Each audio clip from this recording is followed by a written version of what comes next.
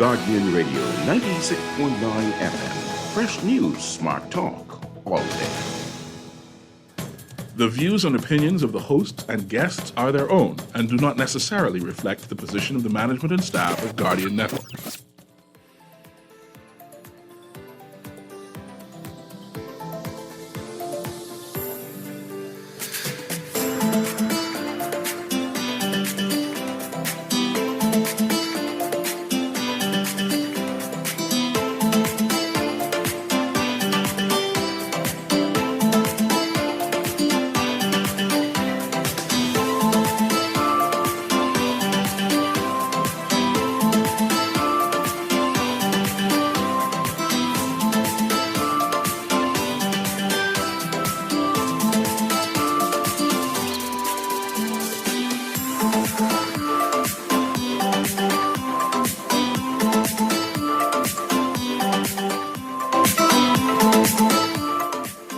Good morning and welcome to Guardian Radio AM. Today is Friday, August 11th, and a little after 11 o'clock in the morning. Once again, this is C.A. Newry, and I shall be your host for today as we talk about the big things that are happening on east of East Street on Bay. You know what is happening east of East Street of Bay? A new art gallery is opening on east of East Street on Bay, right opposite Hoffers thereabout, right? And I'm kind of excited because this is like the second or third art gallery opening on Bay, and it means that the energy, the excitement, big things are happening for Bay Street again, right? Arts and craft, the orange economy has returned to Bay. Bay Street is turning back Bahamian. And when I say turning back Bahamian, the celebration of Bahamians in general is happening on Bay. And to help me talk about this new art gallery, this art gallery is called Native Arts and Craft. I got to get the correct name for that. We have Miss Moya Strawn, who's a creator for the art gallery, who's also an artist. Right? And she's going to be talking about who she is, first of all, right? We got to find out what kind of artist she is. And of course, we got to find out how she got space on Bay. And now that we opening this grand affair, this coming Saturday. Is it Saturday when it's opening? Yes, it is. The big grand opening is Saturday. All the who's who is going to be there at this grand opening of a who's who for this art gallery, right? So I'm excited. You know when you're so excited that the words escaping your mouth right now?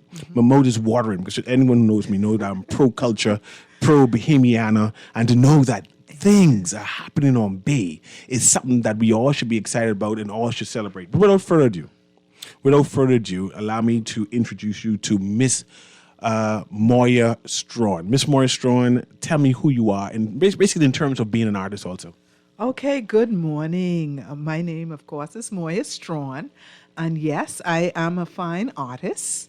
I have been a practicing artist for many, many years. I started out at SAC with my art teacher, Mrs. Pauline Barker. And then I went on to study fine arts at Abilene Christian University. And of course, after leaving university, I went on to be an art educator, and my first post was at Temple Christian. So I have many, many, many, many, many students from Temple. Then I went to Xavier's, and then I was in the Family Islands, and back in Nassau, C.I. Gibson and D.W. Davis, and now I'm at Queens College, where I've been teaching for the past 15 years. But as an artist, a fine artist, I have done numerous shows. I've had my one ladies show, I should say, at the Central Bank all the way back in 2000. And I've also been a frequent artist at the Wine and Art at the National Art Gallery. And I am always proud to say I have produced many of the nation's best artists, architects. I've also produced students who are now fashion designers. So I'm always excited and proud of my students, illustrationists, cartoonists, many, many students I've produced over the years in the sense that I've mentored them. So I'm happy to be here. I'm happy to be now opening up an art gallery along with my partner, Mrs. Bonnie Culmer. And the idea originally, and this is something that I always wanted to do. However, my schoolmate, Miss Bonnie Culmer, suggested, because she had Bonaventure Lab downtown, she suggested, Moya, I think this would be a lovely space for an art gallery. Because she was, closing out the Bonaventure Lab. And I said, oh, this is perfect. She said, you want us to partner and do this together? And I said, yes, of course. This is something I always wanted to do. So she was in one of my online classes that we had over the COVID. I had online art classes. And she is a very good artist herself. I must mention that. And so we decided to open up Native Arts and Crafts on Bay because both of us wanted to see more art and craft that are produced in the Bahamas, and we wanted to promote it. We wanted not only a place for the artists to feel at home, but we also wanted a place where their artwork would be exposed, not just to locals, but to the tourists. And obviously, we want this to grow that, our art is going to be exposed to the world. I'm excited for you, by the way. Yes. I'm excited for you. And this is your first venture like this? This is my first venture. When I say venture, I have done different exhibitions, and I have always promoted my students' work in competitions and exhibitions, but to actually open up a space for not only them, but other fellow artists in the Bahamas to come and be able, and artisans, to come and showcase their pieces.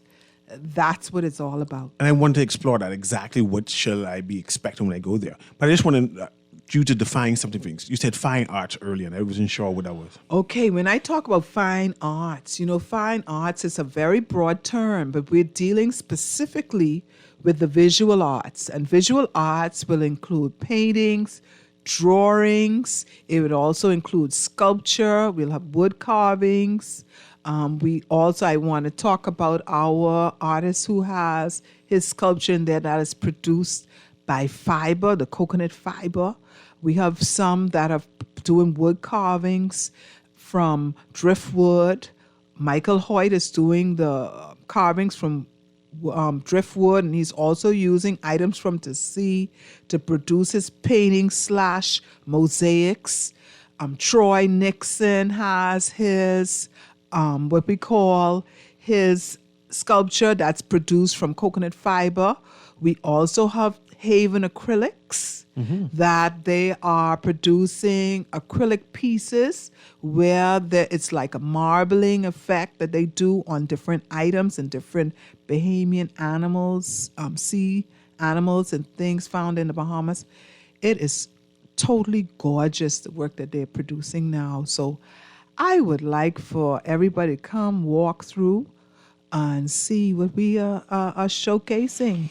And you're on base, so I expect to be your prime audience. Perhaps will be tourists, and of course, Bahamians will pass through. Yes, tourists and Bahamians. We want our Bahamians to come in and look for things or put paintings or prints in their places and in the hotels, in the doctors' offices, in the lawyers' offices, and the banks that are produced and painted right here in the Bahamas. You don't have to import anything.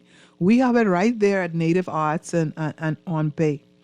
And for this opening, this exposition, any particular artists you can call that who will be featured on this one? Yes, I must say that we have numerous artists that are featured. This is a collection of work that we've collected not only from Nassau, but from the different family islands. We have Michael Hoyt. We also have Wendy Cartwright from Exuma. We have artists that are based in Freeport. We have a Mr. Brown who's sending up his pieces that are produced in Freeport. We have our local Nassauvians, I should say. We have Greg Dean. We also have Mr. Rankin. We have Nadia Smith. Sean Sayers, we have Kevin Roll, we have Chalthorne Strawn, another Strawn. Definitely, we have Trevor Tucker. Trevor Tucker's big time. Yeah. Oh, yeah. And now Trevor is a very versatile artist. He produces not only artwork, but he produces ceramics and prints. The tourists just love his stuff. Really I do. know he's in demand, so it Yes. looks like I need to come out there to see what it is. But in terms of purchasing stuff, Yes. right? I know I'm familiar with Trevor Tucker work, Yes. right? And I'm familiar with his ceramics and his pieces that I can take home, which is kind of inexpensive. Like, say, I can afford that. Let me grab a couple pieces of this, right? Yes. I assume that you have other artists who will be doing similar things. Oh, yeah, definitely. Good. Definitely. And the opening, the grand opening, which day is that? What time is that? And how much money I need to bring in order to buy a couple pieces? I would bring like about $2,000 with you. Oh, you want me to spend real money? Now, if yeah, let's talk real stuff. But however, if you don't have that, we have smaller pieces that you could purchase that are under $100. Okay, under $100. So you could still bring your $50 That's good. and then you could walk away with something. Okay. I must mention that we do have the recycled project. That's going to be in there. It's something that's new. It's brand new. It's going to be out there and taking the Bahamas by storm. We have a group that's been a company that's being run by Janelle Albury, and they're bringing their painted glass pieces. It's recycled. They are taking bottles, wine bottles, and different things. They're cutting it. They're refining the glass.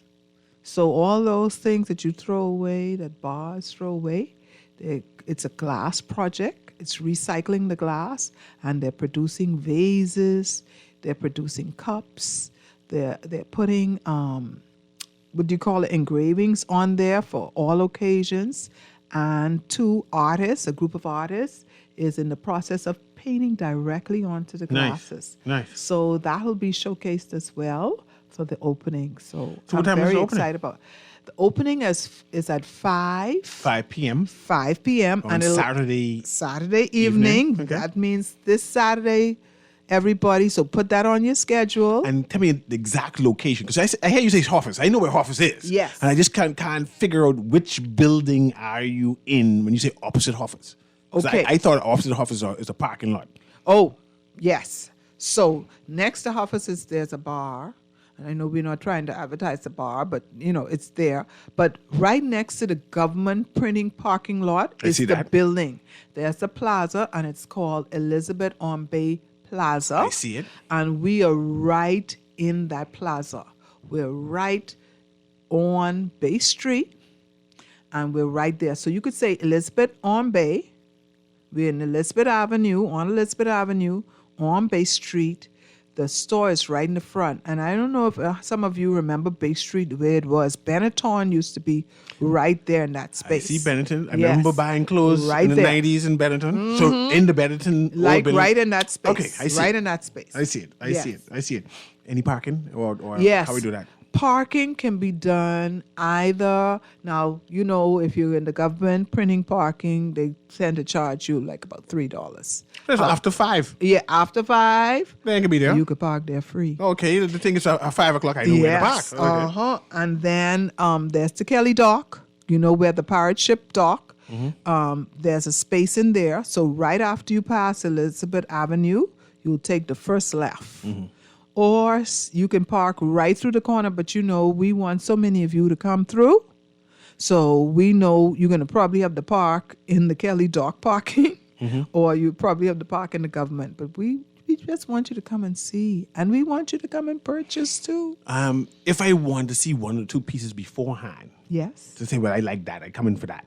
Okay. Do you have like a social media page or web page? I say, let me go on and say, okay, I come in for that. Yes. Or I can reserve that. Hold this, don't sell it to nobody else. Yes. Or I ask you in advance, I need a print of this right here.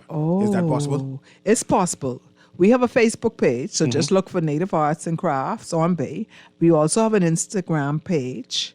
And so we're posting, we're putting up work. And so if you're interested, you could either call the gallery too, What's You the know, you gallery can number? message us. The gallery number is, of course, 242-824-0030. Yes. And you see a Facebook page, Instagram page. That's the number there. Yes.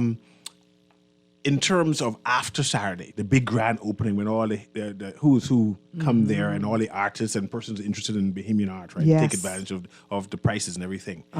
What's the operating hours after that? The operating hours is Monday through to Saturday from 11 a.m. to 4 p.m. daily.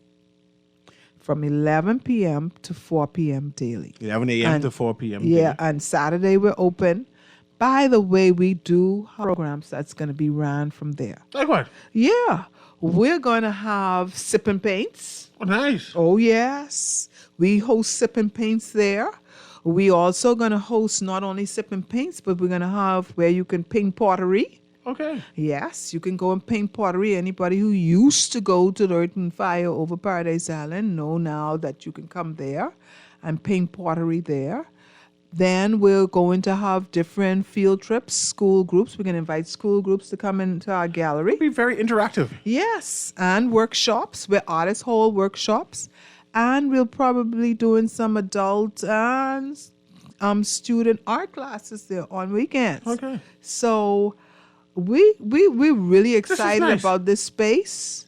I like how you're embracing Bahamians to be involved in Oh, it. I thought it was yes. just going to be tourist oriented, but this is a Bahamian project This is inviting Bahamians to Bahamian- participate. Oh, yeah. Oh, yeah. This space is there for Bahamian artists, artisans, and definitely, yes, we want the tourists to come through in floods, but we also want our native Bahamians and locals to know that this space is there for them. And for them to come and utilize and to learn more about our Bahamian art. We really want to spread the word that our artists and our artisans are top notch, just up there with everybody in the world. Now, if I'm an artist that's listening, young Yes. artist is listening and say, well, I want my work featured in the future. Yes. Who do they contact? Or I assume the same numbers? Yes, that same number, Native Arts and Crafts on Bay. This is our first, we're going to change our show, our on a regular basis. However, artists can have their own private shows. Okay, really? Yeah, so if you want to have like an art show where only your work is being shown for that a particular period of time, definitely you can book a time with Native Arts and Crafts. And rent the whole place. Yes, and then they could utilize the space. And then also with that, they would be able to bring their work in and we'll be putting it up. So from time to time, we'll have themes and we'll have different artists changing, hosting their shows right there. You have any celebrity artists coming for this opening? Oh, yes. For the opening, we're going to have our Bahamian ambassador, Jamal Rowe. Oh, nice. He's going to be there. Oh, my goodness. How could I forget? That means all the the PSP come today. celebrity. Let's have an entourage. Oh, yeah. He is going to be at our opening. He's going to be our guest at our opening. So we are really looking forward to seeing him. And as y'all know, he is our spokesperson for the Bahamas. Yes. For art and this orange economy that is taking our art to the world. So, yes, he will be present there with us. His Excellency Jamal Rowe. Yes, he and will. I assume that you've already invited the entire art community. So Yes, it's we going to have. be who's who in art Yes. will be at this opening. I'm sure they're coming. And then dignitaries will be there. Yes. And then lovers of art, people, Bahamians who love art and want to take advantage of deals. Because like I said, I know that you have, some of the artists do smaller pieces. Yes. I call affordable pieces that you could buy and take advantage of. Yes. So, please, Our Excellency Jamal Rowe, Ambassador to UNESCO, will be present. So, I know some of you have seen the excellent work that he's done with the pictures of our former Prime Minister recently, Hubert Ingram, Honorable Hubert Ingram.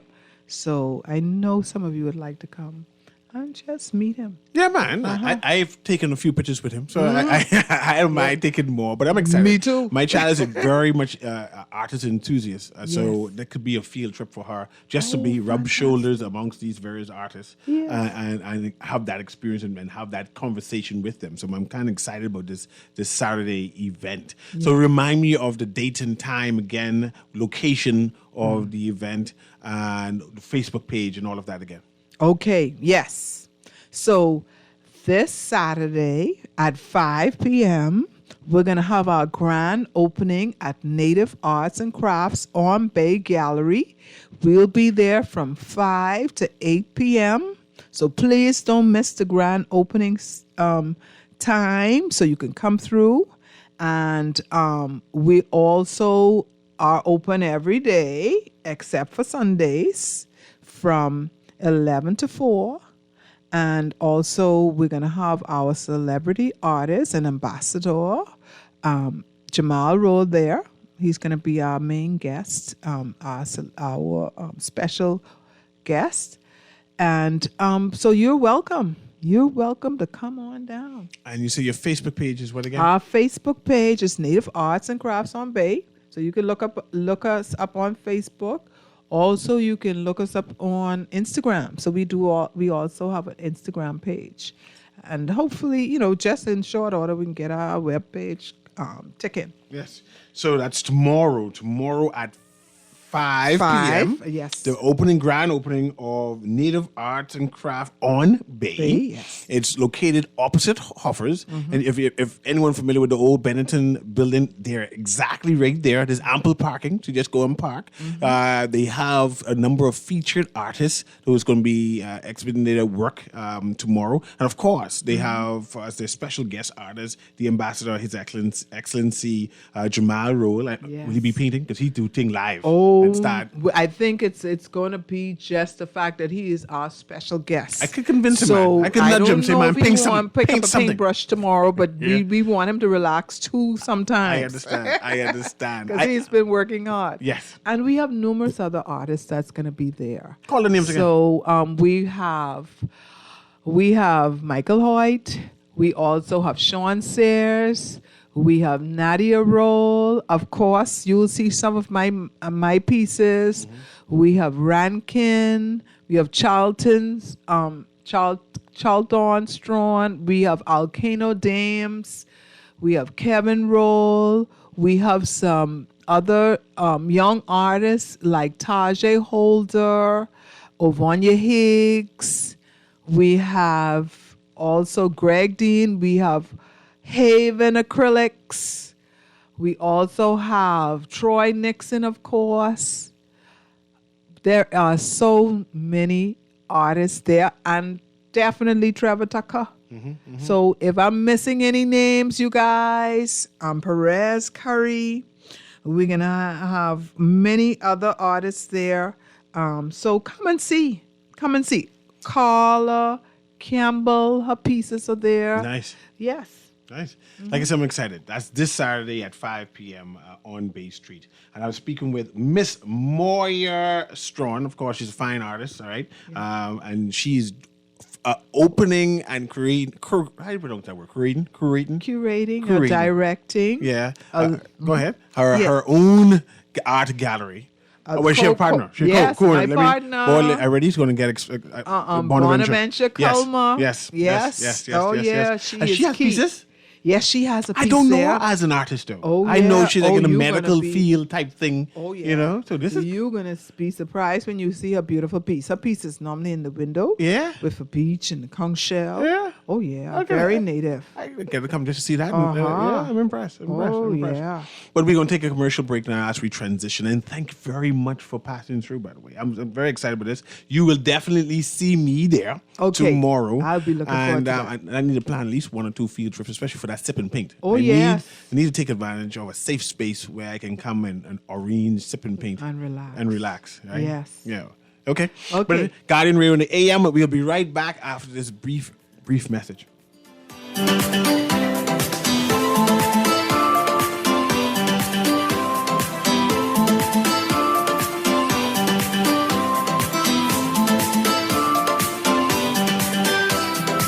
Gal, can you believe this? We are now the patrol queens of the neighborhood. We now large and in charge. So we need to check out what's going on in everybody's yard. What about that gun that we know that Junior and his homeboys just ran out? Can we report that too? Of course we can. But we could be in deep trouble if they find out. We need to report what we see, Beulah. When you call Crime Stoppers, they just answer your call in Miami. So then we can report everything? Guns, where they hiding the drugs, who shoot who part of which gang, or who disturbing the peace with the loud music and the motorcycles. Then our neighborhood will be the best in the Bahamas, and everybody gonna want to come live here. And then our house price will go up, gal. So what we waiting on? What's the number? If you see something, say something. Let us all pitch in and stop the crime before it's your time. Call 328-8477 from Nassau or 242-300-8477 from the Family Islands. Or text us through the Crack Crime Bahamas app. Stop the crime before it's your time. Okay, school bag, books, pencils, uniform. Oh, Lord. And I gotta buy snacks too? The Guardian Media Group and AML Foods want to help families in need with our first ever Back to School Snackathon. What's a snackathon? Well, we want to help by assisting in donating school snacks to children that may need them as they head back to school this year. To be a part of our snackathon, all you have to do is shop at your favorite Solomon Superstore or Fresh Market. At the store, you can donate your pre-existing loyalty points or you can donate cash directly at the register. Every single penny will go towards purchasing snacks that will be donated for distribution by the Bahamas Feeding Network and Hands for Hunger. Together, we can ensure that every child that opens their backpack this year will have a snack and a smile. Get involved, get involved. Get involved, get involved.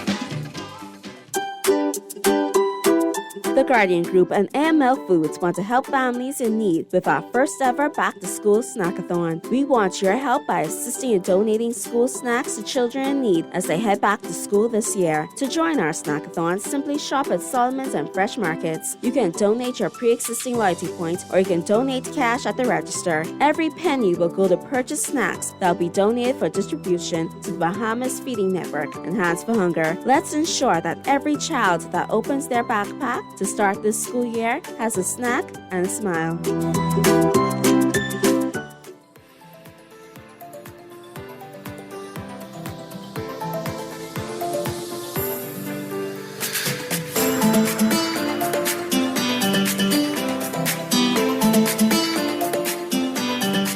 And welcome back to Guardian Radio AM with C.A. Newry. And we are continuing our conversation talking about Bay Street and the big things that are happening on Bay.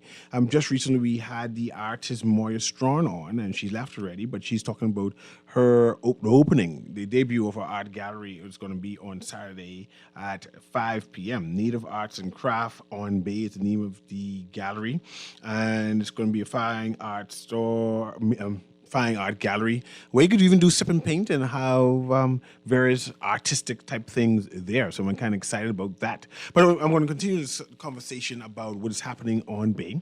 And as everyone in the Bahamas should know or be aware, there has been a number of demolishment,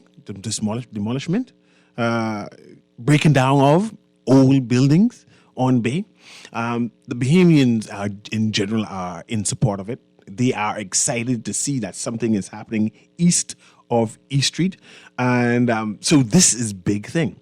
But I wanted to read the article, right? First, let me pause. First, I would like to commend the Ministry of Tourism for take up the mantle, holding this mandate and say they're going to do something to change the product, the look of Bay Street, and carrying it out. Because we have a number of persons, for decades now, we've been talking about Bay Street and how we're going to change Bay Street. And all the Bahamians have been looking and saying, well, this change slow. This change is like molasses, just slow.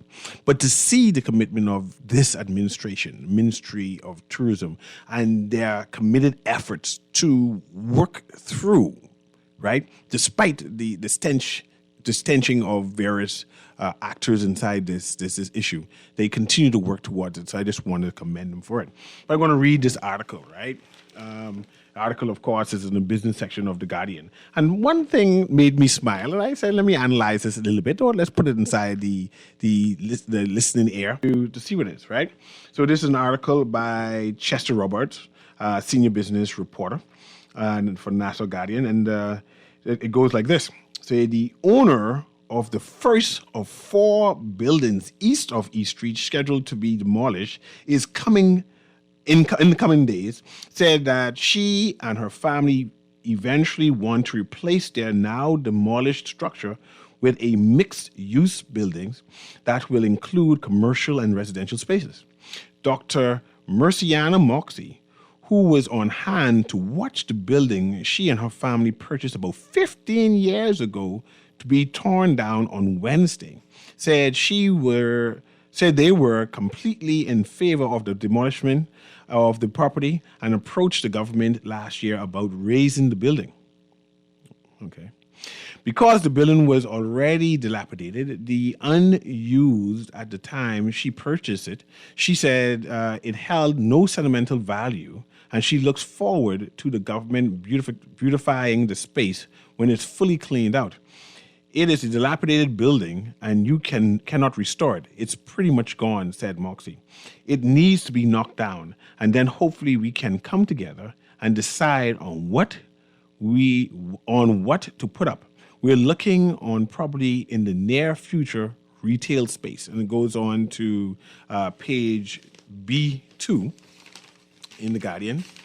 And see, I want to analyze that now, but I'm going to read it out to finish this story, right? B2, let's see if I see that. Okay. And offices.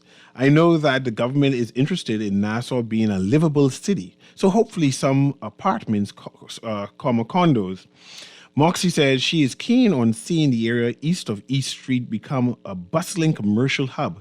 It was when commercial shipping was still situated in the area. She also wants to see the living city concept come to life.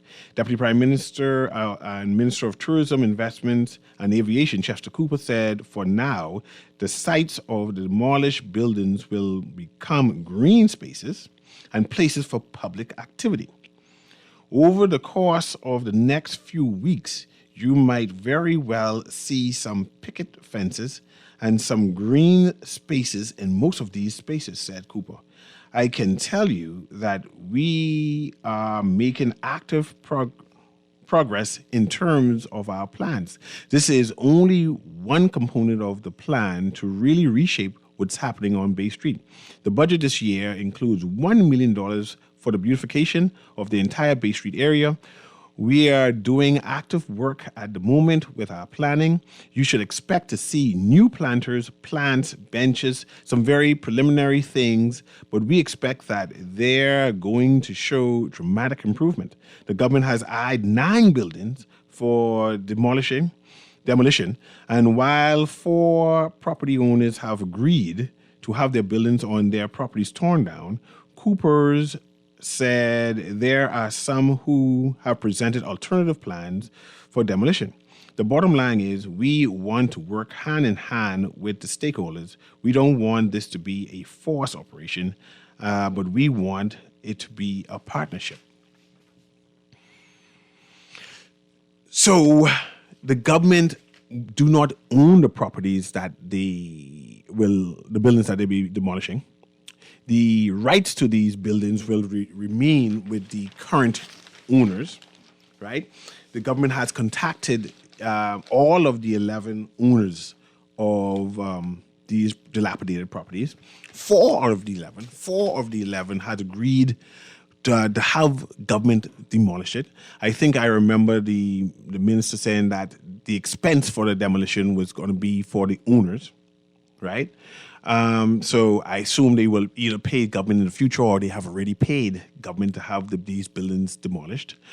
We see that the government plans to use these demolished buildings, these 4 spaces that they have cleared as green spaces, right? And I see you mentioned benches and trees and stuff like that.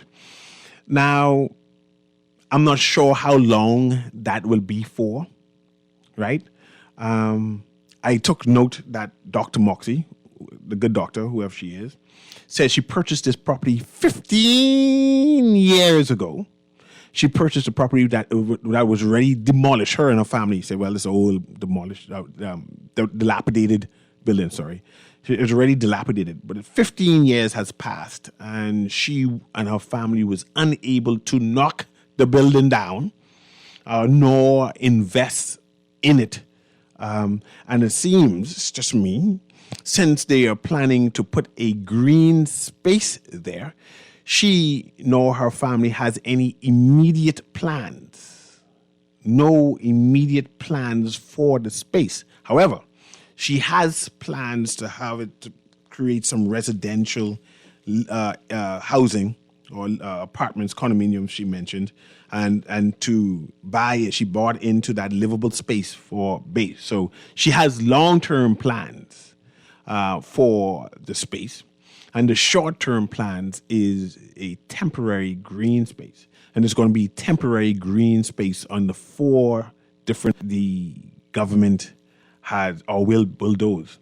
Now, there's no information on the other 7 properties, because there are 7 more properties that the government has identified that these buildings got to go. Mind you, there's more than 11 buildings that I would think need to go, but definitely 7 more needs to go. And the owners of these 7 buildings has objected to have their buildings demolished, right? I have an issue with it, because if it's dilapidated and you're not doing anything to the aesthetics of the building, and the government said, man, we'll knock it down for you, right? And they say, no, that's okay. We'll keep it just like that. We have plans, right? Surely there should be some kind of rule, law to say, man, you need to speed up these plans. It can't be another 25 years, because these buildings been like that for like at least 25 years. It isn't like it's last week or 5 years ago. These been dilapidated for a while. So I found that part of the news report concerning still, because it seems, I only can assume, that it could be maybe another 10 to 20, 30 years before any of these persons commit. And I'm hoping that our media personnel is able to get the names, because no one has called the names of the owners of these properties. And I think that is crucial. I think that the government should be duty bound to tell us the names of the properties, because we still don't know the list of the properties. Where, which ones, which buildings. There's no indication that these are the 11. And these 11 are owned by these set of families or these set of people, right? And these are how these buildings are looking now, right? And there is no accountability in the narrative that, yes, these people realize that their buildings are dilapidated, but in a year or a 5-year span, they plan to do something, right? So I think that is concerning, and I'm not sure why isn't the media pressing to get that information of who these buildings belong to.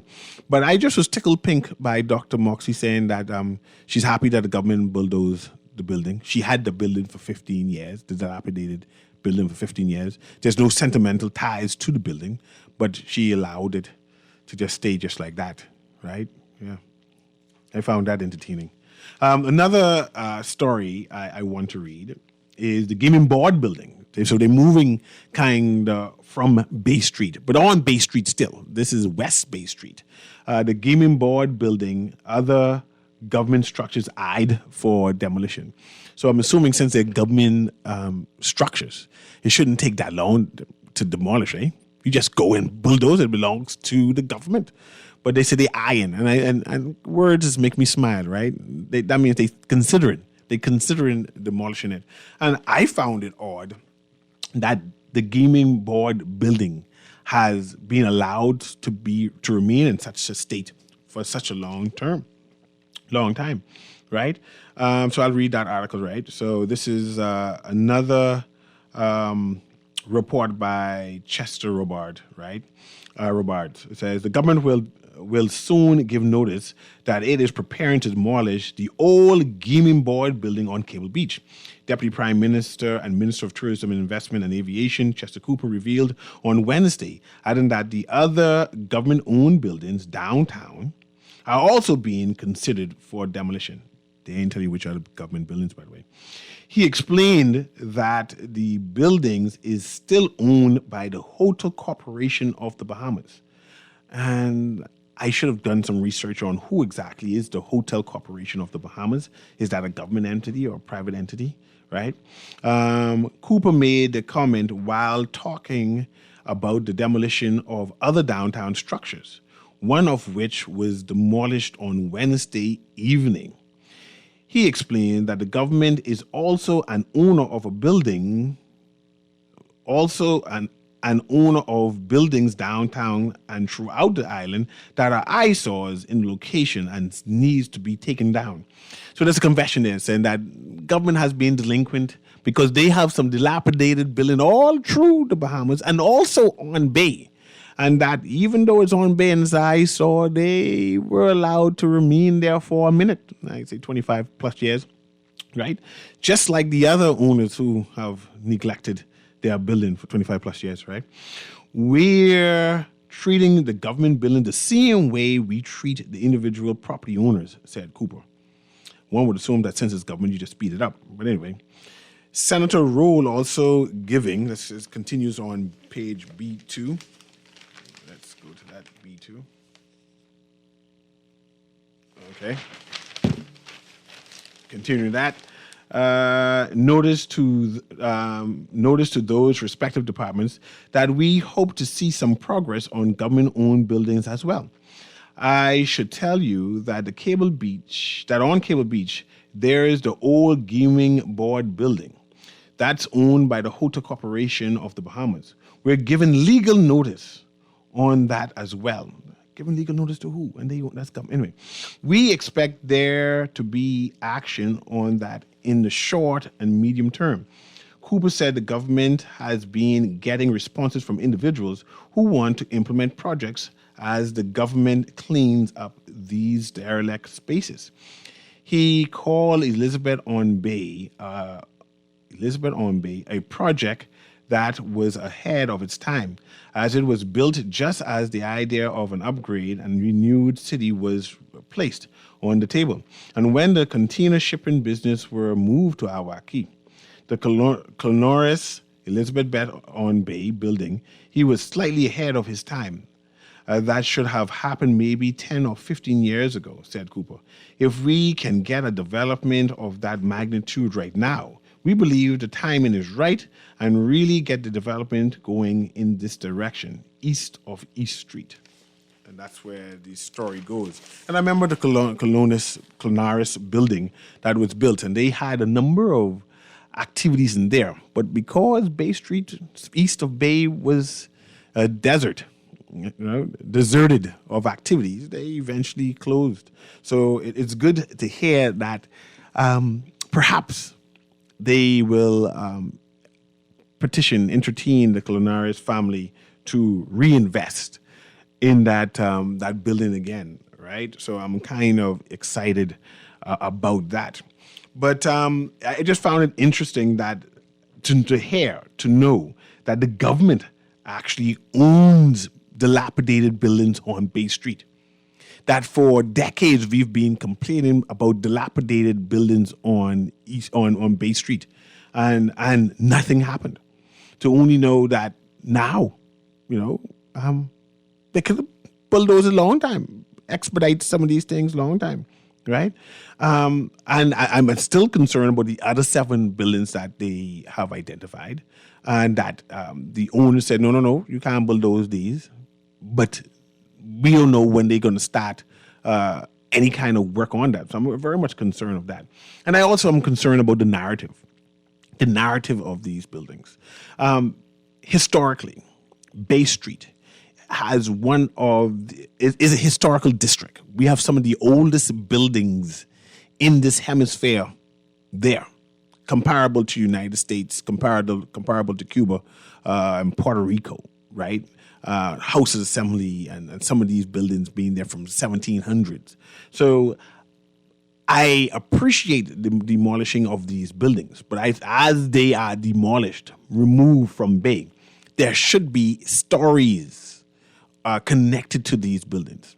The Antiquities, Monuments, Museums Corporation should be ahead of the demolition to say this particular building was built in whatever year it was built. It was owned by whoever owned it back then. It housed these various stores or whatever it is, because a number of them was used for rum running and blockading. Right?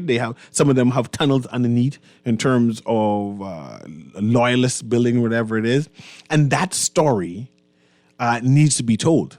Knocking down the building is one thing, right, for aesthetics, but someone should be duty bound to tell the story of these knocked down buildings. You just don't eradicate them without at least educating the public as we go along.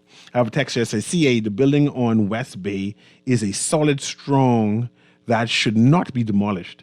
And furthermore, it has historical value. I assume they're talking about the Gaming Board building, right?